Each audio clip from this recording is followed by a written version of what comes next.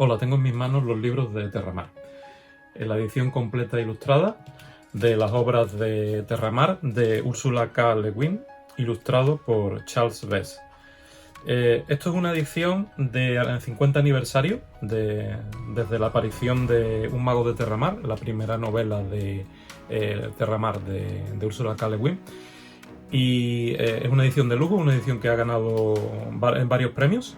Y yo tengo aquí la versión original, pero existe una versión en español de Minotauro.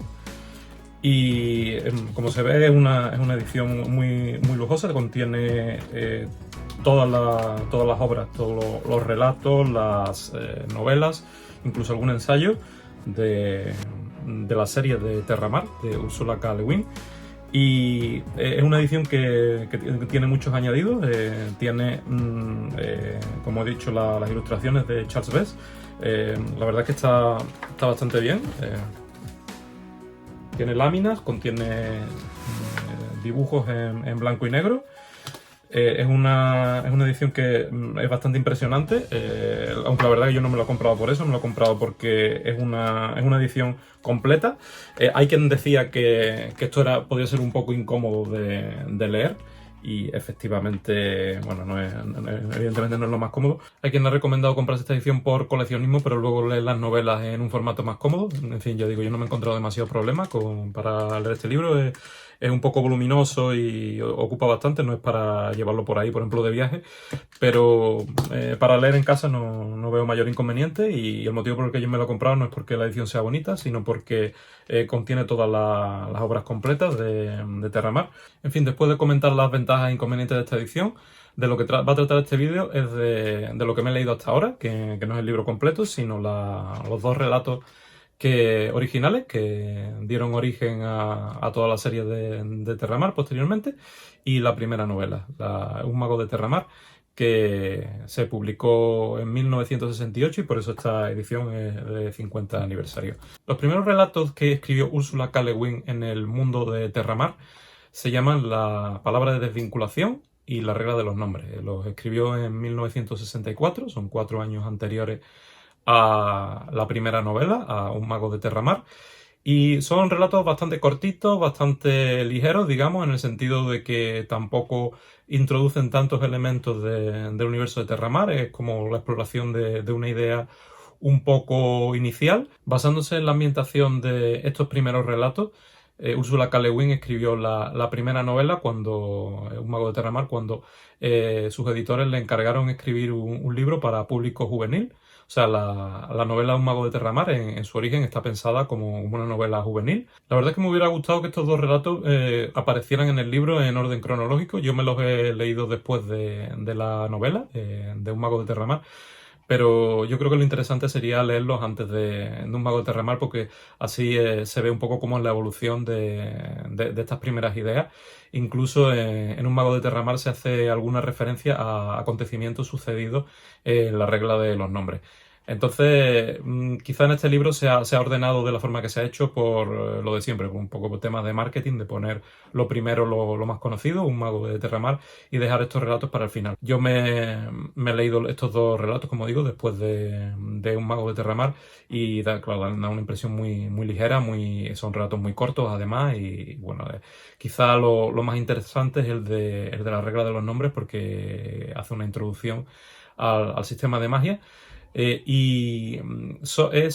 verdad es que leyendo estos relatos e incluso empezando a leer la novela, recuerdo un poco por qué en su momento por qué los estoy, digamos, la explicación por la que estoy leyendo estas novelas ahora, estos relatos y estas novelas ahora, y no los leí en su momento, quizá poco después de haber leído a Tolkien. La verdad es que las historias de Terramar también eran bastante conocidas, pero no me decidí a leerlas en su momento, quizá porque pensaba que esto iba a ser algo demasiado parecido a Tolkien, que iba a ser una especie de plagio. De hecho, tuve la ocasión de leerlas, y porque unos amigos míos tenían los libros y les pregunté qué tal y demás, y me dijeron que bueno, que no estaba mal, que no pusieron demasiado entusiasmo, y bueno, yo ya tenía la idea de que esto posiblemente no me iba a impresionar demasiado después de leer a Tolkien, y no lo leí. Y bueno, la verdad que lo he tenido ahí pendiente como obra, digamos, clásica de fantasía para leer. hasta ahora, y finalmente me he decidido quizá un poco también para culturizarme un poco de lo que es la fantasía clásica y demás, fantasía en todo caso posterior a Tolkien, muy influida por Tolkien. Y efectivamente, al empezar a leer estos relatos, por ejemplo, la regla de los nombres, el comienzo me recuerda muchísimo a El Hobbit, al comienzo del Hobbit. Tiene como enfoques o detalles, incluso el lenguaje al principio del relato recuerda muchísimo. Quien conozca el Hobbit a fondo posiblemente se dará cuenta de los parecidos a los que me refiero cuando empiece a leer este relato. En Un mago de Terramar, la primera novela, también hay escenas que a mí me han recordado muchísimo a escenas de El Señor de los Anillos. Concretamente hay una escena sobre la piedra de Terrenón que me recordó mucho a la escena del espejo de Galadriel en El Señor de los Anillos. Y cuando uno lee este tipo de novelas, uno tiene la sensación como que en cierto modo, son reescrituras de El Señor de los Anillos con un giro o intentando diferenciarse conscientemente. En cierto modo son un homenaje inconsciente a las obras de Tolkien, en el sentido de que estas obras, digamos que parten de una base que es idéntica a la de Tolkien y introducen elementos que se intentan separar conscientemente de la obra de Tolkien, y por tanto son un homenaje involuntario al Señor de los Anillos especialmente, y bueno, en ciertos aspectos también al Silmarillion, al Hobbit especialmente también. Incluso los nombres recuerdan muchísimo. Hay nombres que son, de hecho, idénticos, no es que sean parecidos, que son idénticos a nombres sacados del Señor de los Anillos o del Silmarillion. Estas son cosas que evidentemente, posiblemente la autora o los autores en general de este tipo de obras no se dan cuenta. Pero en muchas ocasiones yo creo que simplemente los nombres que le suenan correctos para un libro de fantasía o apropiados para un libro de fantasía son el estilo de nombres que Tolkien usaba, y que en la obra de Tolkien a su vez están basados en idiomas, en palabras de idiomas que a Tolkien le gustaban, porque a fin de cuentas Tolkien era un lingüista. También incluso las razas o las criaturas, los monstruos que aparecen, se nota que vienen de una tradición de fantasía que, bueno, en general es algo, por supuesto, más antiguo que Tolkien, pero posiblemente la influencia directa de nuevo sea Tolkien, en el sentido de que en este libro, por ejemplo, los dragones son muy importantes, hay muchos detalles que se nota que se dan por supuesto que un lector de fantasía va a considerar normales, incluso le van a hacerse sentir más cómodo, en el sentido de que no se están usando elementos que se consideren fuera de lo que es una fantasía clásica habitual. Aunque ya digo que Ursula K. Le Guin se ha intentado separar de esta obra de Tolkien de diversas maneras, como ya también comentaré un poco más adelante. Y ya digo, yo en su momento no me lo leí quizá porque pensaba que esto iba a ser demasiado parecido a Tolkien, y efectivamente lo es, aunque tiene sus giros, tiene su interés, y bueno, en general ya puedo adelantar que el libro y los relatos me han gustado. Aunque en general la fantasía deja un poco de desear en cuanto a su originalidad. Hay algo que siempre se intenta repetir, hay tropos que se intentan repetir, que parece como que no se intenta sacar al lector de la zona de confort, de la zona de comodidad. Y esto es un defecto que tiene la fantasía en general, pero que en los últimos tiempos la fantasía moderna pues está intentando ir por otros derroteros, y lo cual me parece bastante bien. Bueno, para hablar de una forma más concreta ya de la ambientación y del argumento de estos libros de Terramar, la ambientación está basada en un archipiélago, o en una serie de archipiélagos. Es una ambientación bastante marítima. Las razas que habitan estos archipiélagos en casi su totalidad son humanos, aunque también hay dragones al oeste. Y estas razas, especialmente las del archipiélago central, Ursula K. Le Guin las describe como de piel oscura. Y en esto Ursula K. Le Guin se intentó separar conscientemente de los típicos, digamos, protagonistas blancos de la fantasía clásica. Intentó, quizá en el sentido, separarse conscientemente de Tolkien. Y es algo a lo que la misma autora da bastante importancia, aunque yo creo que, por lo menos en lo que yo he leído hasta ahora, Esto no tiene ninguna trascendencia, digamos, desde el punto de vista argumental, simplemente se describe como un aspecto físico de los protagonistas, no se habla que haya ninguna disputa por el hecho de que sean de razas distintas, etcétera, etcétera. Es simplemente algo, digamos, cosmético. Pero según ella misma menciona, la autora intentó meterlo de una forma así un poco de tapadillo como para romper los moldes de la fantasía clásica. Y parece ser que lo consiguió, aunque ya digo que esto, por lo menos lo que yo he leído hasta ahora, no tiene ninguna trascendencia en el argumento, es solo forma parte de las descripciones físicas de los personajes y poco más. Quizás lo único, en este sentido, el único detalle es que hay un archipiélago al este que tendrá importancia en la segunda novela, que lo describe como una especie de vikingo, y sí, lo describe ya como físicamente, quizás incluso su cultura un poco más como vikingo. Pero en general es una ambientación en la que la mayor parte de los habitantes de estas islas, como digo, son seres humanos y también hay dragones, y por tanto no veo nada especialmente original en la ambientación en este sentido. Lo de que el mundo sea un conjunto de archipiélagos y que haya grandes extensiones marítimas entre ellos y que gran parte de la trama pues discurra en el mar, es algo que sí es una idea también se puede considerar interesante, aunque tampoco sea algo especialmente original. En cuanto al argumento ya de la primera novela, intentando no entrar en spoilers, simplemente hablando de la ambientación general y un poco del planteamiento a grandes rasgos de la trama, lo que voy a decir es que trata de la formación como mago del protagonista, de un joven llamado, un niño en su origen. Cuando empieza la novela, un niño llamado Gavilán, y cuenta un poco cómo transcurren los primeros años de su juventud, cómo descubre sus poderes mágicos, cómo es su formación en una escuela de magia, cómo por su arrogancia desata una amenaza contra la que luego tendrá que luchar, y cómo culmina su formación como mago y lucha contra esa amenaza que él mismo ha desatado. Simplemente con esos pocos detalles que he mencionado ya habrá muchos que les habrá recordado el planteamiento de Harry Potter.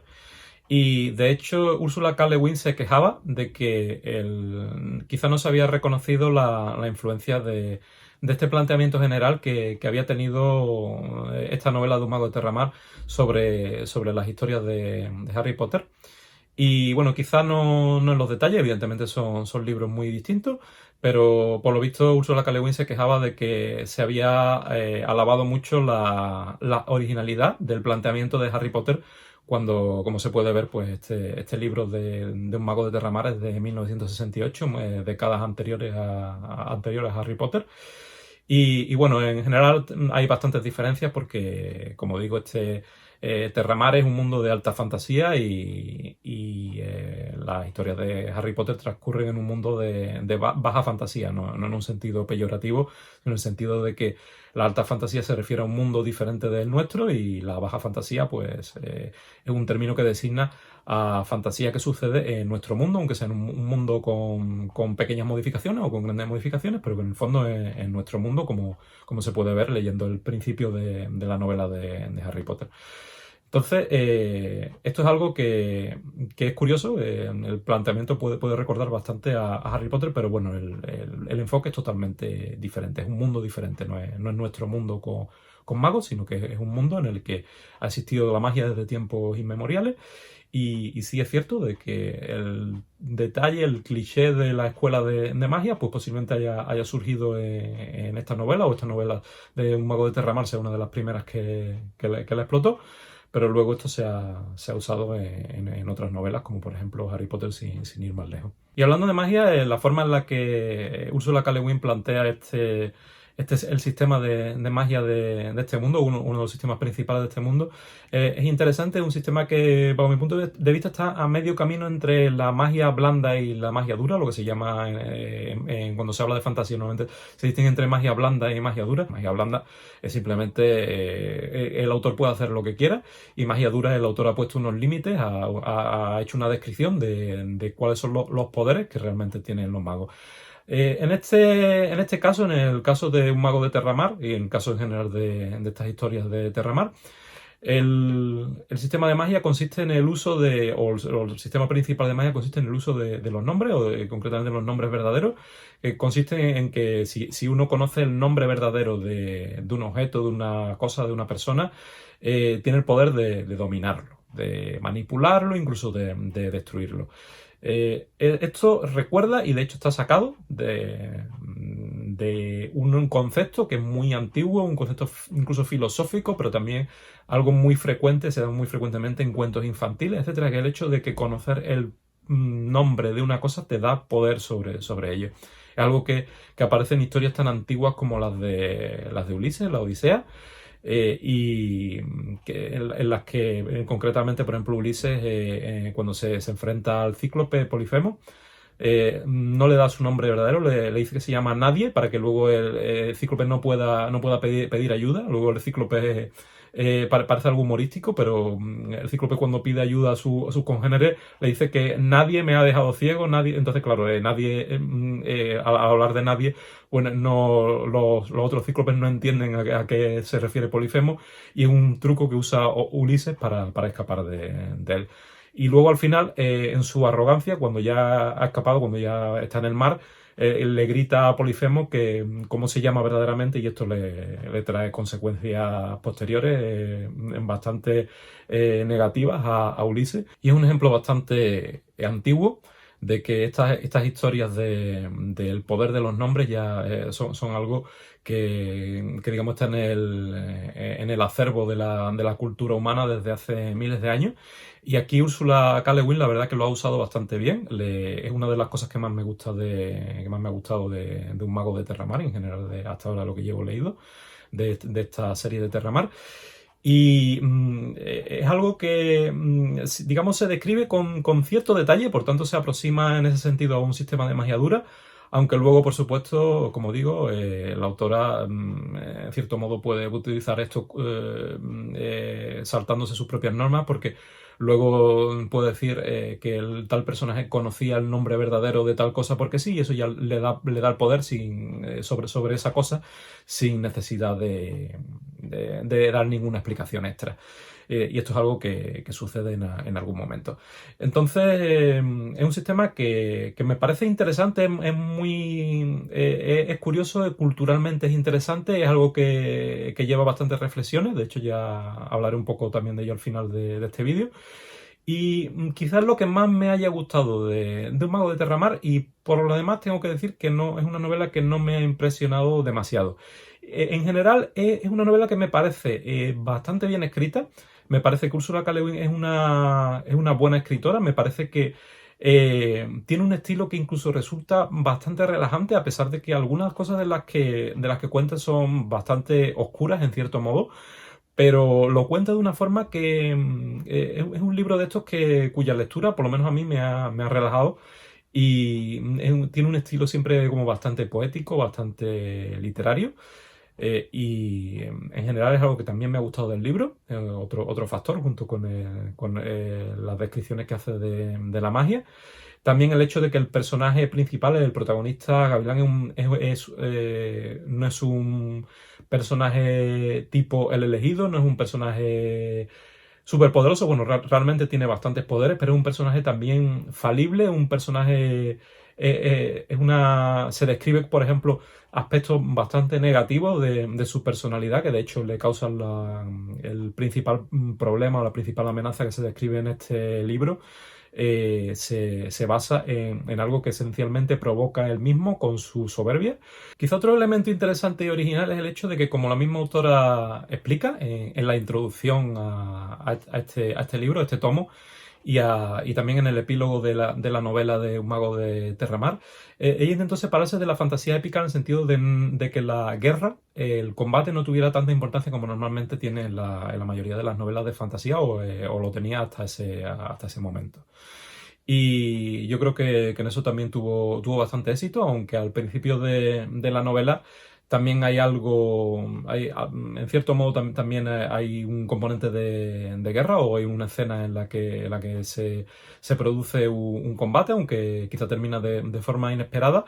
pero en todo caso se nota que el autor durante el transcurso de la novela intenta convertir la historia en algo más íntimo, en la lucha del protagonista, de una lucha personal del protagonista, y no en una lucha de bandos, de guerra de los buenos contra los malos. En el sentido, ya digo, también no es maniqueísta, lo cual está bastante bien. El protagonista tiene aspectos bastante negativos en su personalidad y tiene que luchar contra ellos. Y en este sentido me parece que quizás sea otro aspecto positivo de la novela. Bueno, como ya se estará viendo por la longitud de este vídeo, es una novela que, aunque ya digo que en unos aspectos no me ha impresionado demasiado y en otros pues tiene cosas muy interesantes, lo que sí me ha despertado es bastantes reflexiones en algunos sentidos. La autora utiliza algunos elementos que son interesantes, que dan bastante para reflexionar. Y uno de ellos con el que quisiera terminar es el tema del sistema de magia, de los nombres verdaderos, de la regla de los nombres, el sistema que ya se plantea en este uno de los primeros relatos, uno de los dos primeros relatos de todas las obras de Terramar, la regla de los nombres, que es el hecho de que los nombres dan poder sobre las cosas, que la magia de Terramar, por lo menos la magia más poderosa en el mundo de Terramar, se basa por un lado en el equilibrio y por otro lado en el hecho de que el conocer los nombres de las cosas verdaderos de cosas, de personas, pueden alterar ese equilibrio y dar poder sobre esas cosas o esas personas. Y esto es un enfoque que ya existe, como he comentado, en cuentos infantiles, en historias antiquísimas. Es algo que ha fascinado, digamos, al ser humano desde épocas inmemoriales. Y que en esencia, y por eso quiero hacer esa reflexión, se basa en el poder del lenguaje, y en este sentido quizás también me he dado cuenta posteriormente que esto es más cercano a Tolkien de lo que pueda parecer, porque para Tolkien lo principal era el lenguaje. Era un lingüista y él decía que todas estas historias de la Tierra Media, todo el Silmarillion, el Señor de los Anillos, todo ello él lo había construido para dar hablantes, para dar una historia, un fondo a los idiomas que él había inventado y que fueron los primeros antes de que él empezara a escribir esas historias. Por lo tanto, esta cuestión de los nombres, del poder de los nombres sobre las cosas, es algo que se ve por la cantidad de historias que han circulado desde tiempos inmemoriales, que ha fascinado al ser humano y que en esencia, y ahí quiero dejar mi reflexión, es algo con lo cual el ser humano está reconociendo la importancia, el poder que tienen los símbolos, el hecho de que en nuestra mente podamos sustituir un objeto real por otra cosa, por un símbolo que nos permite manipularlo, que nos permite comunicarlo y que por tanto nos da poder sobre el mundo real. Y esto es lo que al final creo que se refleja en estas historias de los nombres, en la cuestión de los nombres verdaderos. El hecho de pensar que ya en sí el lenguaje tiene poder, pero que digamos que nosotros también sabemos que las cosas tienen nombres distintos en diferentes idiomas, las palabras cambian de un idioma a otro. Por tanto, es algo que en principio podría parecer incompatible con la idea de que existe un poder de las palabras sobre las cosas, en el sentido de que luego vemos que las palabras son arbitrarias, las palabras cambian de un idioma a otro, y por eso quizá viene la noción del nombre verdadero y del lenguaje original, que es algo con lo que las culturas y muchas veces, especialmente las religiones, hablan de que tal idioma es la lengua de Dios, o se habla de lenguas clásicas que se usan, por ejemplo, en la religión, en la liturgia de las religiones. Pues se considera, en cierto modo, sea consciente o inconscientemente, que esos idiomas tienen la versión original de las palabras, que es la forma auténtica en la que Dios creó el mundo y dio nombre a esas cosas, y que luego eso ha degenerado y se ha convertido en una multiplicidad de idiomas, a la separación de idiomas por ejemplo, en la torre de Babel. Por tanto, como ya digo, son historias muy, muy antiguas, muy, muy importantes en la cultura, y que llevan a que en su origen había un idioma original, que las cosas tenían un nombre original y verdadero, que es el que realmente tenía poder sobre ellos que es el que se correspondía unívocamente con ese objeto, con esa cosa que ese nombre designaba. Y en cierto modo se igualaba a ese nombre con ese objeto, y por tanto el conocer o el dominar ese nombre daba un dominio y un poder sobre ese objeto. En este sentido quiero recomendar este libro de Umberto Eco, La búsqueda de la lengua perfecta, que, bueno, esto es un libro de no ficción, no es una lectura ligera, pero es muy interesante para cualquiera que esté interesado en estos temas de los que acabo de hablar, porque habla de cómo muchas culturas han buscado esa lengua perfecta, ese origen de las lenguas actuales, en una lengua original perfecta, en muchos casos recurriendo a lenguas antiguas y ya incluso más allá, yéndose a lenguas artificiales como el Esperanto. O sea, se ha intentado buscar o bien una lengua antigua que fuera la lengua perfecta, o bien cuando se llegó a la conclusión de que al final todas las lenguas son iguales en ese sentido, que todas las lenguas vienen de lenguas anteriores. Se intentó buscar en idiomas artificiales o en sistemas filosóficos. Y este libro, escrito por Umberto Eco, que es un especialista precisamente en ese tema, precisamente el oficio de Umberto Eco es semiólogo, su especialidad era la semiótica, la disciplina que estudia los símbolos y por tanto la asignación de significado. Y como digo, ya aunque en sí la novela de Un mago de Terramar no me haya entusiasmado, no me haya parecido esencialmente demasiado original y haya tenido sí algunos detalles que me gustan, pero no es algo que recuerde como una de las mejores novelas de fantasía que haya leído. Por otra parte, tengo que reconocer que me ha llevado a ciertas reflexiones, me ha recordado, por ejemplo, este libro de Umberto Eco, y por tanto es una novela que recomiendo en ese sentido, y también recomiendo como entrada al resto de novelas y de escritos de Terramar que se encuentran incluidos en el volumen que he mencionado al principio, y que creo que pueden ir ganando interés conforme avanza la serie, por lo que llevo leído hasta ahora de la segunda novela. Gracias y hasta pronto.